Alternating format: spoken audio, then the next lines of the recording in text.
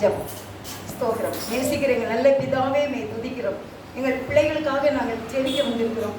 இந்த செய்தியை கர்த்தர் எங்களுக்கு ஆசீர்வதித்து தார். இந்த வாக்குத்தத்தங்கள் எங்கள் பிள்ளைகளுக்கு சொந்தமாக நாங்கள் வேண்டிக் கொள்கிறோம். தரைமட்டும் எங்களை தாழ்த்தி ஜெபிக்கிறோம்.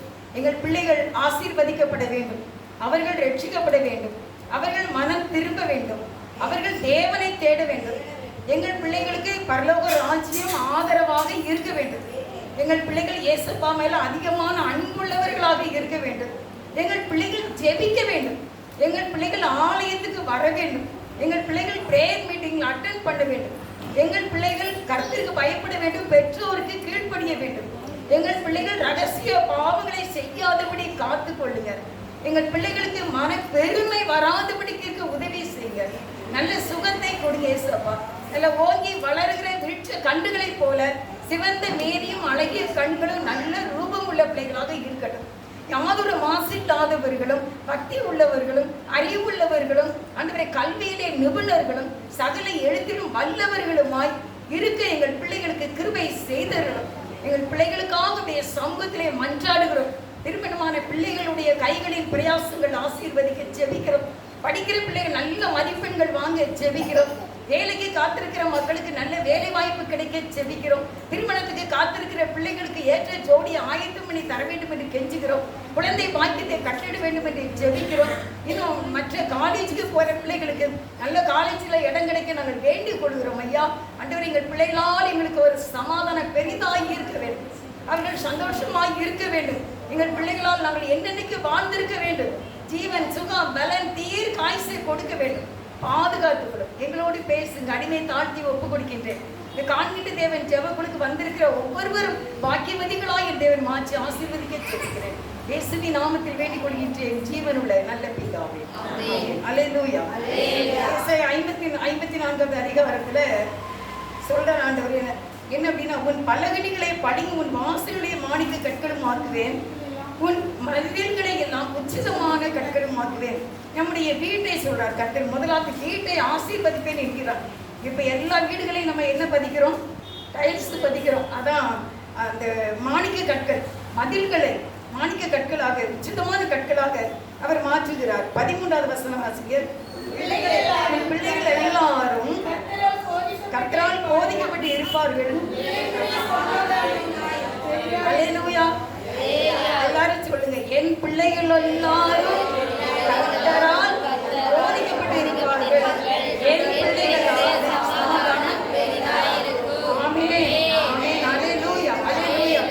இந்த பூமியில வாழுகிற நமக்கு பெரிய சந்தோஷம் என்ன அப்படின்னா, நம்ம பிள்ளைகளுடைய சந்தோஷம் சமாதானம் தான். அவங்க நல்லவங்களாக வாழ்றதா நமக்கு மதிப்பு மரியாதை.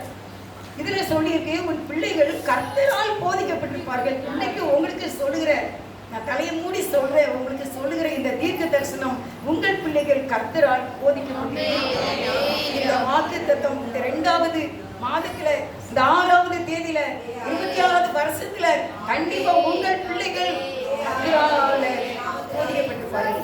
அவர்களுக்கு கர்த்தர் கமாண்டிங் பண்ணுவார். நீ உண்மையாய் இருக்க வேண்டும் என்று நம்முடைய பிள்ளைகளுக்கு தேவன் போதிப்பார். நம்ம முயற்சியில அற்ப பிரயோஜனம் தான், மாம்ச பிரயோஜனம் அற்பம் உள்ளது. ஆனா தேவன் சொல்லி கொடுக்கும் போது அந்த இருதயத்துல தேவன் பேச வேண்டும். கோபப்படக்கூடிய பிள்ளைகளாக நம்ம பிள்ளைகள் இருந்தால் அந்த அமைதியை சமாதானத்தை கொடுக்கக்கூடியது ஆண்டவர் தான். ஆண்டவர் எவ்வளவோ நெருக்கத்தின் மத்தியில் அநேக பெற்றோர் தங்கள் பிள்ளைகளுக்காக கவலையோடு ஜெபித்துக் கொண்டு இருக்கிறார்கள். நீங்க செய்ய வேண்டிய ஒரே வேலை பிள்ளைகளுக்காக முழங்கால் தான். உங்க பிள்ளைங்க 50 வயசு ஆனாலும் 60 வயசு ஆனாலும் நம்ம பிள்ளைகளுக்கு நீங்க 80 வயசுல 90 வயசுல இருந்தாலும் நீங்க நம்முடைய பிள்ளைகளுக்காக ஜெபிக்கத்தான் வேண்டும். அது நம்ம மேல விழுந்த கடமை.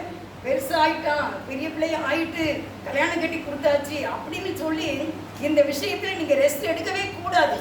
நம்ம ஓயாமல் நம்முடைய பிள்ளைகளுக்காக, திருமணம் ஆயிட்டு அந்த பிள்ளைகளுக்காக, படிப்புக்காக நம்ம ஜெபிக்க வேண்டும். அதுலேயும் நம்ம ஓய்வு எடுக்கவே கூடாது. கண்டிப்பாக நம்ம என்னாலும் ஆலயத்துக்கு நீங்கள் தனியாக ஜெபிக்க போங்க. போகும்போது தேவ சமூகத்தில் கடந்து ஜெபிங்க. என் பிள்ளைகளை நம்முடைய கருத்துல ஒப்புடுக்கிறேன். பிள்ளைகளுடைய கையை பிடிச்சு கொடுங்க, பேரம்பேத்து கையை பிடிச்சு கொடுங்க, மருமகா கையை பிடிச்சு ஆண்டவர்கிட்ட கொடுங்க, மருமகை கையை பிடிச்சு ஆண்டவருடைய கருத்துல கொடுங்க. ஆண்டவரே, என்னால முடியாது, நீங்க தான் அவர் போதிக்கும் போது அந்த சமாதானம் பெரிதாக இருக்கும். நம்மளாம் போராடினா ஒன்றும் நடக்காது. பாசமான பிள்ளைகளாக தான் இருப்பாங்க. ஆனால் கண்டிக்கும் போது அவங்களுக்கு பிடிக்காது. இன்னைக்கு எத்தனை பேர் குரூப் பார்த்தீங்க? நம்ம குரூப்ல இன்னைக்கு என்ன வசனம்? பிறமை கையாடாதவன் என் மகையை கைக்கிறான். எவ்வளோ நேரம் காத்து கிடந்து இந்த மெசேஜை போடுறேன். ஆனாலும் நிறைய பேர் என்ன செய்யறது இல்லை, பார்க்கறது இல்லை.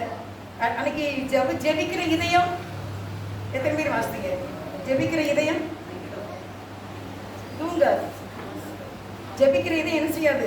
தூங்காது. அந்த இதயம் ஜெபித்து கொண்டே தான் இருக்கும். அப்படி எந்திக்கும் போது நேற்று கூட எனக்கு நல்ல ஒரு வார்த்தையோட நான் எந்திரிச்சேன். ஒரு ஒரு பாடலோட, இளைப்பாறுதல் தரும் தேவா கலை தோரை தேற்றிடுமே சீருகை நிழல் எந்த தஞ்சம் சுகமாயங்கு தங்கிடுமே திருப்பாதம் நம்பி வந்தே கிருபை நிறை இயேசுவே தமதன்பை கண்டடைந்தே தேவ சமூகத்திலே. நான் என்னைக்கும் அந்த வசனத்தோடு இருந்துச்சு. எனக்கு ரொம்ப சந்தோஷமா இருக்கு. ஆவியானவர் நம்மோடு கூட இடைப்பட்டு கொண்டே இருப்பார். நீங்க எதுக்கு நம்ம அதிக நேரம் கொடுக்கமோ அதுதான் நம்மளை மேற்கொண்டு நிற்கும். அது நீங்க பாடலாக இருக்கணும், இல்லை வேத வசனமாக இருக்கணும், இல்லை நம்ம ஜெபமாக இருக்க வேண்டும். நைட்டில் நீங்கள் படுக்கும்போது 10 மணிக்கா 11 மணிக்கா 8 மணிக்கா நீங்கள் படுக்கும்போது இன்றைய தினம் எவ்வளவு நேரம் என் ஆண்டவருக்கு நான் கொடுத்தேன் என்று நீங்கள் யோசித்து பாருங்கள். நான் எப்படி 2 மணி 40 நிமிடம் கொடுக்க வேண்டும்? 2 மணி 40 நிமிடம் நம்ம கர்த்தருக்கு தசமமாக செலுத்த வேண்டும். ஆனால் நீங்கள் எவ்வளவு நேரம் நம்ம ஆண்டவருக்கு கொடுக்கோம் நீங்கள் சிந்திச்சு பாருங்க. இன்னைக்கு காலையில் ருக்குமணி அக்கா பாட்டு படிச்சுட்டு இருந்தாங்க. நல்லா தனியாக உட்காந்து வரிசையாக ஒவ்வொரு பாட்டாக படிச்சுட்டு இருந்தாங்க. நான் அந்த சேர் போட்டு வெளியே உட்காந்து கேட்டுட்டு இருந்தேன். கண்டிப்பாக தேவன் நம்முடைய பாடலை கேட்பார். நீங்கள் இந்த மாதிரி ஒரு காரியத்தை நம்ம செய்து கொண்டு இருக்கும்போது அந்த வீட்டுக்குள்ளே கிரியை செய்கிற அந்த அந்தகார ஆவிகள் ஒழித்து நீங்கள் துதிக்க தொடங்கும் போது நீங்கள் சத்தம் ஆண்டவரே உங்களுக்கு ஸ்தோத்திரம், உங்களுக்கப்பா நம்பி இருக்கு, எனக்கு வேற எதுவுமே இல்லைப்பா, வேற நம்பிக்கை இல்லைப்பா அப்படி நீங்கள் சொல்லும் போது அந்த வார்த்தையை கேட்டு சாத்தான் ஓடி போவோம். இப்போ கர்த்தரெல்லாம் அறிக்கை செய்கிறான், கர்த்தரெல்லாம் தேடுறா அப்படின்னு சொல்லிட்டு அந்த பிசாசுகள் இந்த செய்வன உங்களுக்கு விரோதமான பொறாமைகள் வியாதிகள் எல்லாமே தூர பெயரும். ஆண்டவருடைய காரியத்துக்கு முக்கியத்துவம் கொடுக்க பழக வேண்டும். பழக வேண்டும். அனுபவிச்சுதான் சொல்றேன். நான் வெளியே ரெக்கார்டிங் போயிட்டு வரேன். ரெக்கார்டிங் சரசவே 3 செய்தினா 1.5 மணி நேரம் நிற்கணும். 1.5 மணி நிற்கணும். நடுவில் ட்ரெஸ் சேஞ்ச் பண்ணணும். திருப்பி நான் வீட்டுக்கு அங்கேருந்து ட்ராவல் வந்து வீட்டில் எல்லாத்தையும் வச்சு முடிச்ச உடனே என் மனசுக்குள்ளே ஒன்று தோணும். என்ன தெரியுமா? காட் கிரேஸ் தான், பைபிள் படிக்குமா அப்படின்ட்டு. அப்போ நான் என் மகன் சொல்லுவான், ஏம்மா தண்ணீர் ஒரு தாகம் எடுக்கும்போது தண்ணி குடிக்கணும். எதுக்கு தெரியுமா? இந்த சரீரம் தண்ணியால் வற்றி போகுதுனால அது தண்ணி கேட்குது. உடனே என்ன செய்யணும்? தண்ணி குடிக்கணும். தூக்கம் வர்ற மாதிரி கண்ணை கெட்டிக்கிட்டு வரும்போது உடனே தூங்கிடணும். கண்கள் தூக்கத்தை கேட்கின்றன. பசி சாப்பிடன் போல இருக்க அப்படின்னா அந்த கணையம் நம்முடைய பெருகுடல் சிறுகுடல் எல்லாமே எம்டி பிளேஸாக இருக்குது. அது ஏதோ சாப்பிடணும்னு கேட்குது. உடனே அதுக்கு ஏதாவது சாப்பாடு கொடுக்கணும். சோம்பேறியாக அந்த நேரம் அதுக்கு கொடுக்கலன்னா அதுக்கு குடல் என்ன செய்யும்? அது புண்ணாக மாறிவிடும். அது எப்போ எது கேட்கோ அப்போ அதை கொடுக்கணும் அப்படின்னு சொல்லுவோம். அதே மாதிரி பேக்கெல்லாம் எடுத்து வச்சு ட்ரெஸ்ஸை சேஞ்ச் பண்ணிட்டு இருப்பேன். என் மனசுக்குள்ளே வரும், பைபிள் படிக்குமா? ஆனால் 1.5 மணி நேரம் பைபிள் கையுமா தான் இருந்திருக்கேன். ஆனால் வீட்டுக்கு வந்த உடனே எனக்கு அடுத்த நெக்ஸ்ட் என்ன தான் வருது? நான் உடனே அன்றைய கிருபினாலும் எடுத்து நான் வாசித்துட்டு வைக்கவே திருப்பி என்ன செய்யாது, மனசே இருக்காது. அப்போ எனக்கு ரொம்ப சந்தோஷமா இருக்கும். அப்போ நம்ம தண்ணின்னு நினச்ச உடனே நம்ம தண்ணி குடிக்கிறோம். அதே போல் நம்ம ஆத்மா கேட்குது, பைபிள் படிக்கலான்னு கேட்குது. என் ஆத்மாவுக்கு நான் உணவு கொடுக்க வேண்டும். அன்றன்று உள்ள அப்பத்தை அதுக்கு கொடுக்கும்போது அது வாழ்ந்திருக்கும். அது வாழ்ந்திருக்கும் போது நம்ம வாழ்ந்திருக்கோம். ஆனால் நம்ம வேறு காரியத்துக்காக சில பேர் ரொம்ப ஒரு கஷ்டமான ஒன்று. வாட்ஸ்அப்புக்கு கீழே என்னோட சைல்டு தான் என்னுடைய வாழ்க்கையில் இம்பார்ட்டன்ட்டு போட்டுருக்காங்க. சில பேர் போட்டிருக்காங்க, my life is my family அப்படி போட்டுருக்காங்க. இப்படி சில பேர் என்னுடைய மனைவி தான் எனக்கு எல்லாமே அப்படின்னு போட்டுருக்காங்க. வாட்ஸ்அப்பில் கீழே பார்த்தீங்கன்னா நான் ஒரு நாள் என்னுடைய எடுத்து பார்த்தேன் பேர் அப்படின்ட்டு போட்டுருச்சு. அப்போல்லாம் மனசு கஷ்டமா இருக்கும். ஃபஸ்ட்டு ஜீசஸ் ஏன் போடலை, ஏன் ஏசுதான் எனக்கு எல்லாமே ஏன் வரலையா? அந்த குழந்தை இன்னைக்கு கொஞ்சிறதுக்கு நல்லா இருக்கும். ஆனால் அவங்க பெரியவங்களை ஆகும்போது அவங்க என்ன செய்யறாங்க, வளர்த்துக்கிடா ஆகுதா இல்லையா? எப்படிப்பட்ட கேட்கக்கூடாத கேள்விகள் பிள்ளைகள் கேட்கின்றார்கள். நம்ம பிறந்த உடனே எத்தனை மாதம், எத்தனை 3-5 வயசு வரைக்கும் சீராட்டி பாராட்டி சோறு ஊட்டி எப்படின்னாலும் அவங்க வளர்ந்து வரும்போது எதிர்த்து நிற்பாங்க. அப்படி நிற்கக்கூடாது என்றால் அவர்கள் கர்த்தரால் போதிக்கப்பட்டு இருக்க வேண்டும். அப்போ நம்முடைய ஜெபம் என்ன? இன்னைக்கு பேரண்ட்ஸ் இருக்கோம், பாட்டிலாம் இருக்கோம். நம்ம என்ன செய்யணும் அப்படின்னு, ஆண்டவர் என் பிள்ளைக்கு நீ போதி, கண்ணுக்குள்ள விளக்கெண்ணெய் ஊற்றிட்டு பார்த்துட்டு இருக்க முடியுமா? வாலிப பிள்ளைகளை, பெரியவங்களை யாரையுமே முடியாது. அப்படின்னா என்ன செய்யணும் அப்படின்னா, தேவ சமூகத்தில் ஆண்டவரே என் பிள்ளை உங்களால் போதிக்கப்பட்டிருக்கும் போது அந்த பிள்ளையை கர்த்தர் பிடிப்பார். அந்த பிள்ளைக்கு வார்த்தை கொடுக்கும் போது அவரே ஆசீர்வதிப்பார். நம்முடைய பெரிய சொத்து இல்லை, நம்முடைய படைபலம் இல்லை, பணபலம் இல்லை, ஆனால் ஜெபங்கிற ஒரு வல்லமையான சக்தி இருக்குது. ஒருத்தனை கொலை செய்துட்டான் ஒருத்தன், அந்த கொலை செய்தது பெரிய பாவம் தான். ஆனா ஜெபங்கிற துதிங்கிற காரியத்தை நீங்க ஏறெடுக்கும் போது இதெல்லாம் ஓவர்டேக் பண்ணி நம்முடைய பாவத்தை மன்னித்து இந்த கொலை தண்டனையில இருந்து விடுவிக்க கூடியது ஜெபம். இங்க ஜெபிக்கும் போது கண்டிப்பா பாவ மன்னிப்பு கேட்பீங்க. பாவ மன்னிப்பு கேட்கும் போது இந்த கொலைங்கிற பாவத்தை தேவன் மன்னித்து ஜெபத்தினால் துதியினால் வேத வாசிப்பினால் செய்யும் போது நாம் அதிலிருந்து மீட்கப்படுகின்றோம். பாவம் வல்லமை உள்ளதுதான், கொடுமை உள்ளதுதான், ஆனால் அதை மேற்கொள்ளக்கூடியது கர்த்தருடைய வார்த்தையும் உங்களுடைய தனிப்பட்ட ஆராதிக்கிற ஜெபம். நீங்க படிக்கிற பாட்டு உங்களை கை தூக்கி விட்டுரும். அவருடைய கிருபை நமக்கு இருக்கு. அவர் சொல்றார், நம்ம பிள்ளைகளுக்கும் அவங்க கையை ஊனி எந்திக்கிறதுக்கு அவங்க கர்த்தரால் போதிக்கப்பட்டு இருந்தா நமக்கு பயமே இல்லை. அவங்களே ஜெபம் பண்ணி எந்திரிச்சிருவாங்க. நமக்கு யாரு வந்து சொல்லலாம்? எத்தனை பேருக்கு மாமியார் வந்து உங்களுக்கு ஜெபம் பண்ணி உங்களுக்கு உபதேசம் பண்ணி உங்களை தூக்கி விட்டாங்களா? இல்ல நீங்க தானே இருந்தீங்க. நீங்களே கை ஊந்தி இருந்துச்சிங்க. கோயிலுக்கு ஓடி போனீங்க, ப்ரேயர் மீட்டிங் வந்தீங்க, என்ன கன்வென்ஷனுக்கு போனீங்க. அப்படியாதான் நீங்க உங்க கையை ஊனி இருந்துச்சிங்க காட் கிரேஸ்னால. அப்ப இன்னைக்கு நம்ம பிள்ளைகளும் அவங்க கையை ஊனி அவங்க எந்திக்கணும் அப்படின்னா அவங்களுக்கு கர்த்தரால் போதிக்கப்பட்டிருக்க வேண்டும் என்று சொல்லி நாம் ஜெபிக்க வேண்டும். இன்னைக்கு தீர்க்க தரிசனம் சொல்றார் ஆண்டவர். நமக்கு கொடுக்கிற தீர்க்க தரிசனம் இன்னைக்கு அதுதான், உன் பிள்ளைகள் கர்த்தரால் போதிக்கப்பட வேண்டும். அல்லேலூயா. என் பிள்ளைகளுக்கு கற்றுத்தார், என் பிள்ளைகளோடு நீ பேசும் இந்த வார்த்தைகளை கற்றுத்தாரும். அடுத்த வார்த்தை என்ன அப்படின்னா, உன் பிள்ளைகளுடைய சமாதானம் இருக்கும். மறக்கக்கூடாது. நீங்க கோடு போட்டு வச்சுக்கோங்க. 2ஆம் தேதி 6வது மாசம் 26ல கர்த்தர் சொல்கிறார், பிள்ளைகளுடைய சமாதானம் இருக்கும். ஆண்டவரே என் பிள்ளைகளால, என் பேரம்பேத்தியால, என் சந்ததியால சமாதானம் வேணுப்பா. நோய் நொடிகள் வரக்கூடாதுப்பா, பாவம் செய்யக்கூடாதுப்பா. நான் ஒரு நாள் ஆஸ்பத்திரியில் யாரையும் பார்க்க போனேன்னு நினைக்கிறேன். லிஃப்ட்டில் போனேன். லிஃப்ட்டில் 2-3 பேர் வந்தாங்க. அங்கிட்ட நான் சொன்னேன், ஆஸ்பத்திரியில் நம்ம வரக்கூடாத இடம் பிரதர், இது நம்ம வரவே கூடாது. 2வது அந்த லிஃப்ட்டு 3rd ஃப்ளோரோ என்பதில்லை போகிறதுக்குள்ளே சொன்னேன், வரக்கூடாத இடம் காவல் நிலையம், போலீஸ், இன்னொன்று நீதிமன்றம், அடுத்து வந்து ஆஸ்பத்திரி. இங்கே நம்ம எந்த காரணம் கொண்டும் போகவே கூடாது பிரதர் அப்படின்னு. ஓகேம்மா அப்படின்னாங்க. அதனால் இந்த மாதிரி இடத்துக்கு நம்ம போகக்கூடாமல் இருக்கிறதுக்கு அப்படி பிள்ளைகளால் ஒரு சமாதானம். இன்றைக்கு மட்டும் இல்லை, இன்றைக்கி எல்லாம் செய்வாங்க. நான் பார்த்துருக்கேன், ஒரு பையன் 5ஆம் கிளாஸ் 6ஆம் கிளாஸ் படிக்கான்.